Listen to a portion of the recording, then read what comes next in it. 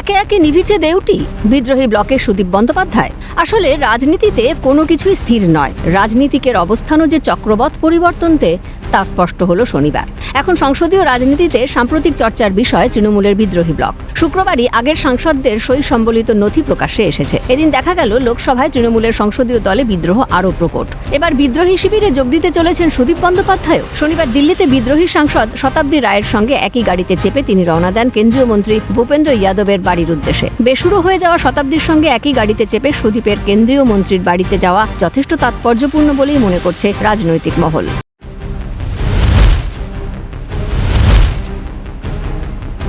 রাজ্যে ভোটে ভরাডুবির পর থেকেই চলছে ডামাডোল। একদিকে যখন বিরোধী জোট ইন্ডিয়ার বৈঠক সারছিলেন মমতা অভিষেক, তখন লোকসভায় চলছিল দলের ভাঙন পর্ব। যে কাগজ প্রকাশ্যে এসেছে তাতে প্রথমেই স্বাক্ষর রয়েছে কাকলি ঘোষ দস্তিদারের, দ্বিতীয় স্বাক্ষর শতাব্দী রায়ের। এবার কি আরও নিঃসঙ্গ মমতা? সুদীপ বন্দ্যোপাধ্যায়ের সঙ্গে তৃণমূলের সুসম্পর্ক দীর্ঘদিনের। চিটফান্ড মামলায় অভিযোগ ওঠায় বেশ কয়েক বছর সুদীপকে কাটাতে হয়েছিল জেলে। জামিনে মুক্ত হওয়ার পর ফের তিনি রাজনীতিতে সক্রিয় হয়ে নিজের দাপট দেখান। পরপর নির্বাচনে কলকাতা উত্তর সংসদীয় কেন্দ্রটি ধরে রাখতে সক্ষম হন সুদীপ বন্দ্যোপাধ্যায়। তাকে লোকসভার দলনেতার পদও দিয়েছিলেন মমতা বন্দ্যোপাধ্যায়। এহেন বর্ষিয়ান রাজনীতিকের ভুল বদল। বঙ্গের রাজনীতিতে তাপস রায়, কুণাল ঘোষ, সুদীপ বন্দ্যোপাধ্যায়ের মধ্যে সম্পর্কের পারদ বারে বারে বেড়েছে। আবার তাপস রায় এবং সুদীপ বন্দ্যোপাধ্যায়ের মধ্যে যে বৈরিতার সম্পর্ক তা রাজনৈতিক মহলে সর্বজনবিদিত। তৃণমূল কংগ্রেসে থাকাকালীন উত্তর কলকাতার এই দুই নেতার মধ্যে তীব্র গোষ্ঠীদ্বন্দ্ব ও প্রকাশ্যে বাকযুদ্ধ হামেশাই দেখা যেত। পরবর্তীকালে তাপস রায় তৃণমূল ছেড়ে বিজেপিতে যোগ দিলে রাজনৈতিক ও ব্যক্তিগত বিরোধ আরও তীব্র হয়। আর এখন সেই সুদীপের এই ভুল বদল ভালো চোখে দেখছেন না শিল্পমন্ত্রী তাপস রায়। সুদীপ বন্দ্যোপাধ্যায়কে তীব্র কটাক্ষ করে তাপস রায় বলেন, সুদীপ আসলে একটি বোঝা ও লায়াবিলিটি। মমতা বন্দ্যোপাধ্যায় চিরকাল এ ধরনের রাজনৈতিক বোঝা বইতে ভালোবাসেন এবং এই বোঝা টানতে গিয়েই আজ তৃণমূল দলটার অবসান ঘটছে ও পশ্চিমবঙ্গকে সাফার করতে হচ্ছে বলে দাবি তাঁর। তাপস রায় চাঁচাছোলা ভাষায় সুদীপের রাজনৈতিক অবস্থানকে নস্যাৎ করে বলেন, ওর কোনো গুরুত্বই নেই, ওকে কোনোদিন আমি গুরুত্ব দিই না। আমি বলতে পারবো না ওর কোনো গুরুত্বও নেই, ওকে কোনো আমি গুরুত্ব দিও না। ও যেখানেই থাকুক, যেদিকেই থাকুক, যাক না কেন একটা বোঝা, লাইবিলিটি। তো সুতরাং এটা বুঝুক যার বোঝার। এই বোঝা বইতে তো ভালোবাসে মমতা ব্যানার্জি। মমতা ব্যানার্জি তো বেশিরভাগই তো বোঝা বইছেন, নাথিং নিউ। বোঝা বইতে গিয়েই তো পশ্চিমবাংলা সাফার করছে। এই বোঝা বইতে গিয়েই তো এই সরকারটা এইসব করে বসলো। এই বোঝা বইতে গিয়েই তো দলটা উঠে গেল। আর এই বোঝা বইতে গিয়েই তো মমতার এই হাল হলো।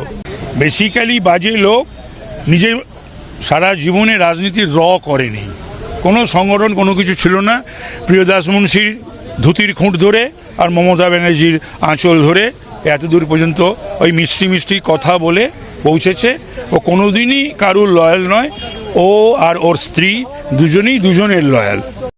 এটা মমতা বন্দ্যোপাধ্যায় প্রাপ্য পাওনা। এ ধরনের জিনিসপত্রকে মাথায় তুলে রেখেছিলেন। তাপস রায়কে চলে যেতে হলো ওর জন্য, অথচ তাপস রায় দক্ষ নেতা। ফের একবার পুরনো প্রসঙ্গ টেনে কুণাল ঘোষ বলেন, মানুষ হিসেবে ভালো তাপস রায়। আমি বলেছিলাম, তখন আমায় সাসপেন্ড করে দিয়েছিল। আজ দেখুন কে ভালো কে খারাপ। আরে একাংশর কি আছে, আমি করেছি। যখন সুদীপ বন্দ্যোপাধ্যায়ের বিরুদ্ধে, সুদীপ বন্দ্যোপাধ্যায় যে ঠিক কাজ করে করছে, উনি নেতা হিসেবে ঠিক নন, আমি প্রকাশ্যে বলেছি। তার জন্য আমাকে সাসপেন্ড হতে হয়েছিল। কি লাভ হলো? সুদীপ বন্দ্যোপাধ্যায়ের জন্য আমরা তাপস রায়কে হারালাম, সুদীপ বন্দ্যোপাধ্যায়ের জন্য আমরা সজল ঘোষকে হারালাম। আজকে তাঁরা বিজেপিতে গিয়ে প্রতিষ্ঠিত, আর সুদীপ বন্দ্যোপাধ্যায়ও বিজেপি নেতার বাড়িতে গিয়ে বসে আছেন। এগুলো আমার দলেরও একদম পাওনা ছিল। এইসব মণিমাণিক্যকে তুলেছেন এবং যারা কর্মী গ্রাউন্ড রিপোর্ট অস্বীকার করে এদেরকে তোলা হয়েছে। তো যা যা পাওনা ছিল তাই হয়েছে।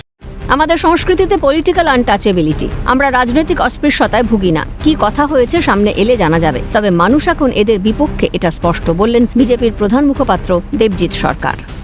আমাদের সংস্কৃতিতে তো পলিটিক্যাল আনটাচেবিলিটি বা রাজনৈতিক অস্পৃশ্যতায় তো আমাদের সংগঠন ভোগে না। ওনাদের মনে হয়েছে যেতে হবে, যাচ্ছে।